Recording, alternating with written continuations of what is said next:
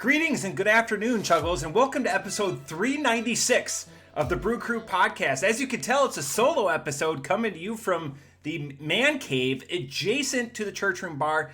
JT is actually on assignment learning more about fluid dynamics. And with that, how was I going to spice this up? Well, two things. How do I spice up solo episodes? What I want to do right off the top, and then we're going to get into beer news and all of that, and then open a couple of tasty beverages, is we're going to go and we're going to review the top comments from last week's episode. So let's see. Let's go check that. Look at that. I've got it paused. Look at that. JT is looking awfully concerned. We just started talking about fluid dynamics.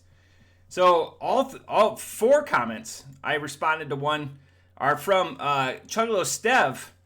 I wonder if something got similar to the Brazil nut and the trail mix conundrum. It's been long enough. Release Bible 2 already. Or that's a hot take. We're gonna like that one though. Bandana guy is very positive, and he makes mullet guy. So this is not talking about me. This is talking about the other food reviewer in the area. There's mullet guy. JT, I cannot get enough of this guy. His dry or wry sense of humor is absolutely fantastic, where he just stares there and he's got that, that local mic and he just goes, for two people. There's an episode I watched, what was it, yesterday? That was like a 40-second delay and he's just sitting there. And his fiance is filming the whole thing. Just props to that guy. But anyways, Stev, thanks for the interactions. We're at 202 subscribers, so we keep climbing.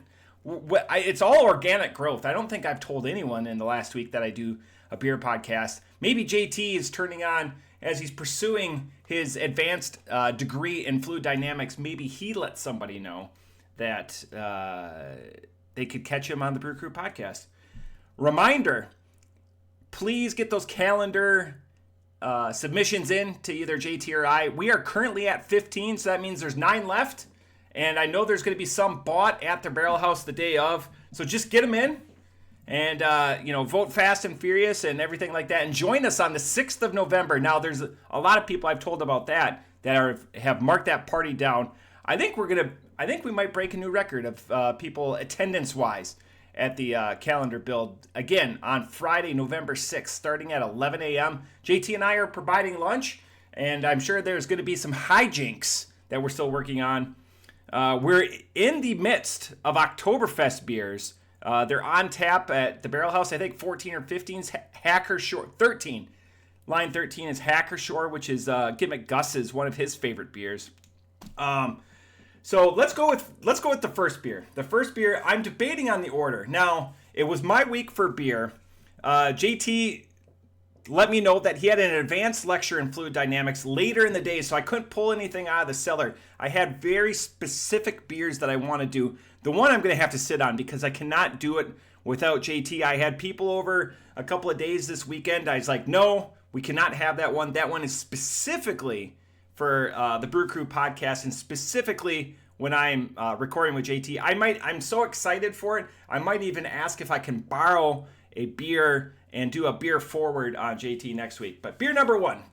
Let's talk about the here and now. Let's talk about episode 396. Drekker.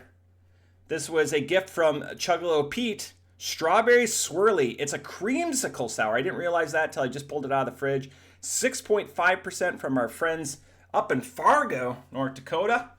Drekker, I'm going to crack this away. Smoothie sour, fruited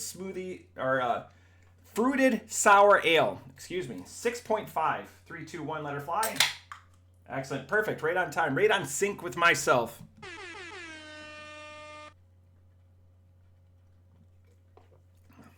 That's a thicker ale. It's not advertised as a smoothie. But let's go while I ruminate on this. So, strawberries, I say the redder the fruit, the better the fruit. Thus, the red color around me. Strawberry is an outlier. I think strawberry is represented okay in beer. I don't think it can be the hero of a beer. It's very red, but I'm wanting raspberries, cranberries, and cherries above that in my beer. So like if I'm ranking it amongst those, it's down towards the bottom. But let's go check out that website. which is DrekkerBrewing.com. They're in Fargo. Look at that. The Beer Lodge hosted event. Come get some Drekker stuff. We don't suck, we promise. Again, that very two-tone or three-tone with the black grays and lights, their artwork, and then they add some colors. And then About Us, create and destroy, do good, give back, and unpillage. I like that it's tongue-in-cheek. They're always they're not taking themselves too seriously. And again, been open since 2014, since I moved to Ohio. Approaching 15 years I lived in Ohio.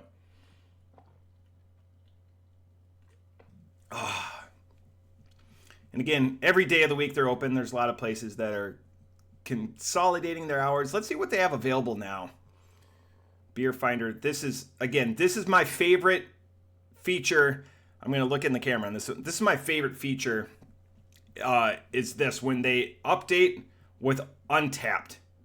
And you can go and check what it is. All good bars do this. Barrel House does this. King's Table does it, and it's nice getting prompted. So, like, if they get something that's, quote, God tier or whatever, you're able to make sure you run down there. I've never talked to Gimmick Gus or Better Matt about that and been like, what's the responses of people that have said, hey, I've seen this on Untapped. But then broke it out in hopheads, malty, darker side, lighter side, sours. The raspberry creamsicle is on. See, and they call that a sour smoothie. And this is from the Swirlee line. See, that I would like to see. This beer was bought from Pat's here at Halls. Brains, their series, Brunch, Chonk, Fluff Stuff, Pritz. See, they have a bunch of different lines with the Slang, the Small, the Chonk, Brains, all that. 16-ounce draft, right on par, right about $8 to $9. There's a lot of fresh fruit and ingredients in these. Sun's Out, I haven't seen that. Oh, that's a farmhouse ale, so a little skunkier, little Euro trash, as I collectively call it, with Gus. And then there's seltzers. I haven't heard much about their seltzers. If you've had their seltzers, Chuggalo Dave, I don't know if he's had them, but if you've known people, throw a comment on down below for us. Do a little bit of research for me. But again, love it, diverse, up to date, and I guarantee you go there and all their to go, which is another great feature to get all that lines of brains. And that's alphabetized. That's not listed by style of beer, which is, gosh, endless soup, salad, and breadsticks. And I love that it's an Italian Pils. That's hilarious. Anyways, love Drekker. Love drinking gifted beer, and I'll give this an honest. I'm not. Maybe it gets like a 0.0025 increase because it's a gifted beer.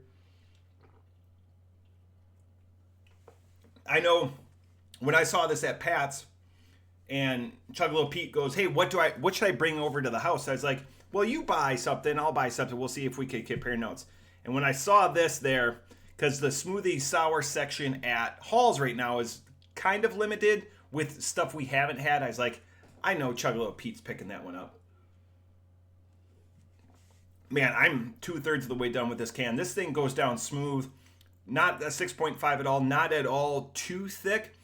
The strawberry cream, it's a liquid version of a strawberry like cream saver. Remember when all of those like cream savers, that was all the rage. It was Werther's original, and then you had the different cream savers. That's 100% what this is. The cream really saves the day because it evens out some of the sharpness or crispness of that strawberry. Real strawberry, not it doesn't feel like an extract or whatever. It just feels like a potent, well done strawberry. So I guess it could be like a red 40 or something like that amps that up a little bit. Man, that is a delightful beer. I'm going to surprise myself on this one. Off the top rope, I'm giving that a 4.75. That is a darn good beer. That might be the highest strawberry beer by itself, because I don't think that there's any other fruit. Let's go to the can. Gimmicks. See, look at that, Drekker. I thought I had it. We're going to turn off, turn on. Gimmicks. Strawberry vanilla ice cream. I love that they list it as gimmicks.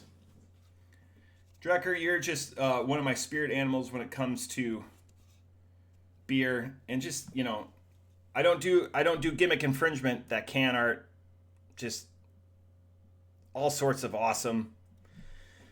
Yeah, off the top rope, 475. What would make it a 5? Ooh, more sour. That's it. Slight, just deviation. How is strawberry vanilla ice cream sour though? That's I'm not the scientist. I'm just the consumer.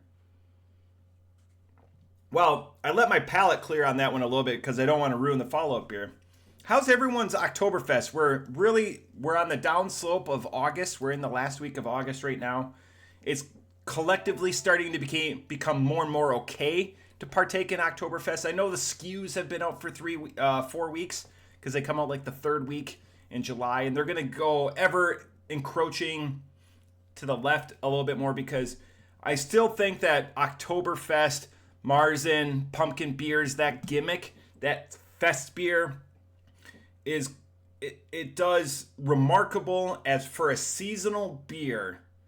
That group of beers, I think, does more than any other season. That's just my personal feeling. I don't have any science. I don't have any numbers behind it. But I would be challenged by any other season. Because like Christmas ales, they kind of come and go. But because there's so much breadth to Oktoberfest, Marzen, pumpkin-inspired, yam-inspired, like that all fit in that fall category. There's so much more variety. I think that they just do a lot of work. And there's the opportunity to lift a brewery's portfolio up a little bit more than another season, because your spring and summer leads. We're coming out of the doldrums of winter or whatever. I don't think that there's a group of beers that lift a brewery's portfolio more than like Oktoberfest. Sorry, Stacy, beers, and you could again fall inspired beers.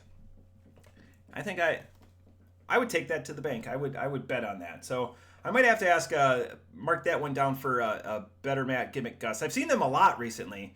I was gonna have Better Matt on, but they're opening up Barrel House, even trying to open it up even earlier these days. They might be opening up at 3:00 on Mondays. They were flirting around with that, making it 3 to 10 instead of 4 to 11. Still a 7-hour chunk, but how far they go with it, deviate. I would like a 1 to 8. Let's do a 1 to 8 on Mondays.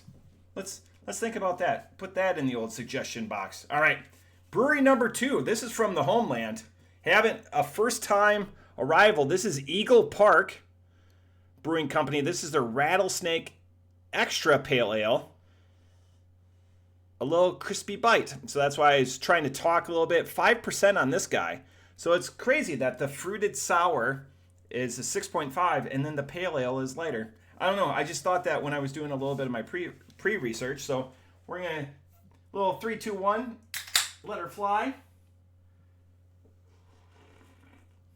Ooh, did you see that foam up a little bit? I almost got it all over the place, but that's why I turn now to the side and flick stuff. Okay.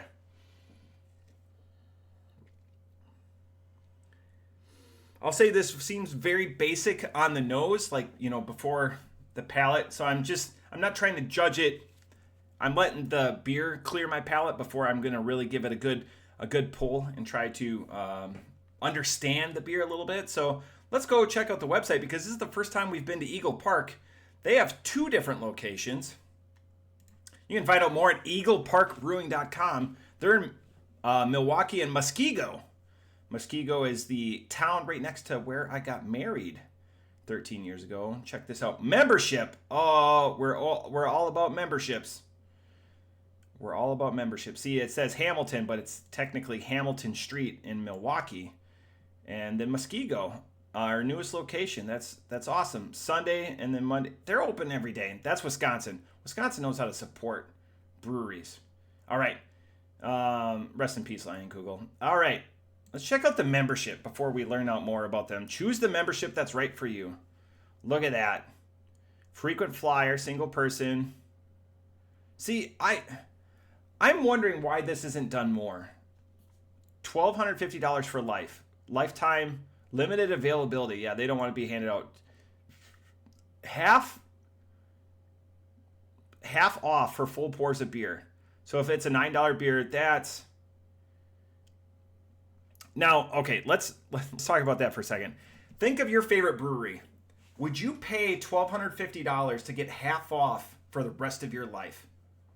Just think about that. I would do that at multiple places. Now, bars versus breweries. I would do that at a bar. Maybe their margins are different. I don't know. I would do that at King's Table, and I would do that at Barrel House. I mean, let's bring that back up. I know for sure Chuggalo Dave would do that at Waconia. Like, he'd pay $2,000 for that. Anyways, 50 half off merch, which is crazy because then you just become a walking billboard. Merch is so driven up in price too. Invitees to monthly beer releases. Like, are you kidding me? I'm drinking buddies. That's awesome to go with like your spouse or something. I'm gonna send this to my father-in-law. He's not the imbiber as much anymore. I just want to see his opinion on that. Let's see if we can find out more about us. Visit us, shop, Alto events, press, co-packing, our story. I'm excited. Let's learn about our dedication shows with every pour, every toast. Yeah, flooded with fly-by-night that warrant no respect. We won't be one of them. Look at that. Founded by two brothers, Max and Jack Borgart. Story of our beer. When did they open? Look at that, some space. And like a Soul Boxer, I love when you can scroll these, by the way, when they're already scrolling. Solid State, Eagle Park, MKE, Cooler, not. Hell yeah, look at all that. That's fucking awesome. Excuse my language, not really, but the best part is I'm gonna go back to their home. This is my favorite when breweries do this. When you do that auto scroll and like, again, you have the ability to. I like that. It's not black stack, like flying through it, but it's still very cool. Again, there's no audio. There's nothing that you're missing out on, Chuggalos, but just like this is what I like seeing. Craft cocktails, measuring it out. Hell yeah. All right. This beer. That lifetime membership for $12.50, man. If I lived closer to my in-laws. And you're helping out the business. Like Stacy and I were member owners of Fifth Street Brew Pub. And that was only $100, and you get discounts on all of that stuff, not half off. But it was really great, and I feel like we made our money back in the first couple of years that they were open. But there was just so many other places in Dayton that we would rather go. And once they lost the ticket and, we started having kids and stuff like that, it kind of took away our opportunities to go down to Fifth Street Brew Pub. And I know now they're the oldest member-owner bar in the nation because the one in Texas that was like 6 months older than it closed down. So it's nice to see that like Fifth Street down in Dayton is still going strong. All right, so I'm going to go after Eagle Park here. So this is a ungimmicked, really crisp, really clean pale ale that tastes like a classic pale ale, just with a little bit of crispness and something that I'm going to take from the can where it says right here, a little crispy bite. And that seems very apt for this beer that's how it's describing itself, is that a little bit of, not overly, not like, super like a Peroni or something like that. That's got like that sharpness to it, but a little bit of skunk or whatever, being that Italian Pils. But it's got like that same like crescendo of crisp. That might be crescendo of crisp. I'm going to write that down. Crescendo. So that's really the hallmark of this beer. And, ooh, that's not a good one. Sorry, Stacy.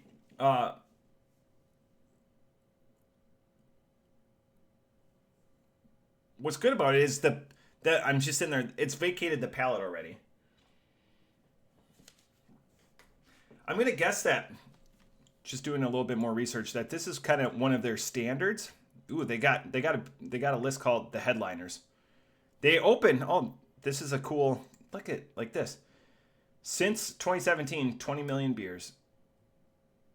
So they're cooler. I haven't seen those. I swear I've had Hammerschlagen, which is a fun game if you haven't played. Rectifier is a great name for an IPA. So this isn't one of their standards, but granted, I bought this last month, so I was trying to get it out of the portfolio before. Let's go to Muskego, what their tap list is. Jump to menu selection. New releases.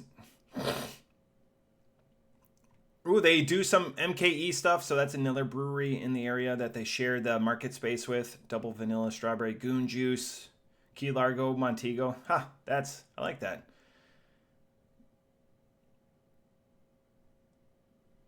This isn't even on tap right now. Ooh, they got a sour ale. They've got a pretty diverse. Louis' Demise is a big MKE release. Barrel Age. Man, they've got... I'm impressed with that tap list. All right. And wine for the wine. I'm wondering if that 50% off is on wine too and heady bevies. But it's Delta 9, so that's why they can get away with that in Wisconsin. Off the top rope, this beer. I'm really excited about what I see on the website at eagleparkbrewing.com. What's in the can? Good, not great or not profound. But what it's delivering is a classic pale ale experience. It's listed as an extra pale ale. I'm guessing I could attribute that to that Crescendo of Crispness because it's got a little bit more bite to it than other pale ales do in the market, which are a much more soothing or subtle consumption rather than this. Off the top rope, I'm going to give this a 4.0. I give the website, that website might be one of my favorite websites, especially with that lifetime. That lifetime gimmick is really good. I'm going to have to, again, email my father-in-law. There's a couple of other Chuggalo Chris, Uncle Chris. I know he's a official taster for Raised Grain, who we've had on the podcast before. Everything comes in a pint can. I'm just curious what he would think of that because, again, $12.50. If it's your haunt and it's your jam, and looking at how diverse that tap list is, I don't know how it wouldn't be. And again, it's just such more of a part of the culture there to stop at home on the way home from work for a beer or something like that. Cool down a little bit, let the day's events fade away, and then go home and have hamburger helper, meat, potatoes, vegetable, classic Wisconsin dinner. But I think that's it. I think that's all I got. I'm running out of material. Ooh, God, it's coming. Running out of material for $3.96. Please debate with your inner self, debate with your future self. If you want a calendar, will this calendar exceed last year's? I don't know. Last year's 5 was a strong year. It was the best year yet, and that wasn't close. But now, knowing the 2 beers that JT and I have picked, plus the other 22, Gimmick Gus has got his work cut out for him.